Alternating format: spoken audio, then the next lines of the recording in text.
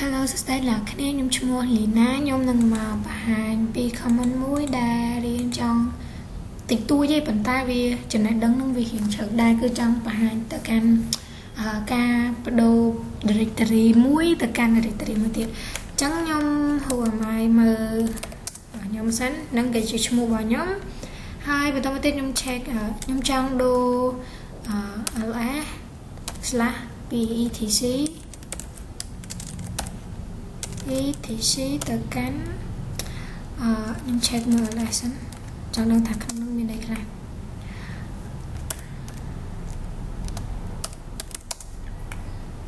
ខ្ញុំចង់ដូរ directory ពី data នៅក្នុង etc មកក្នុង folder របស់ UHUI ហ្នឹងចង់ដឹងថាយើងបង្កើតមិនអញ្ចឹងគឺចាយើងវាយ ls មកហើយយើង /etc/ ទៀតហើយបន្តមកទៀតយើងប្រើសញ្ញាធំដាក់សញ្ញាធំហើយយើងដាក់ចូលទៅកាន់ file UHUI មកខ្ញុំវាយ UH ហើយខ្ញុំ tab ជឹកគឺចាញ់ហើយអញ្ចឹងខ្ញុំ enter ហើយបន្តមកទៀតខ្ញុំ cat មើលនៅក្នុង file UHUI របស់ខ្ញុំ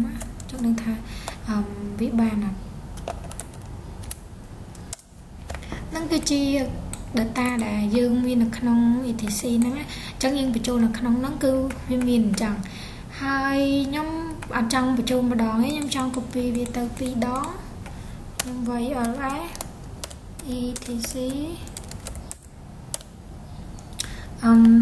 ចូល2ដងគឺយើងដាក់នឹង2ដងមកដាក់ slash មក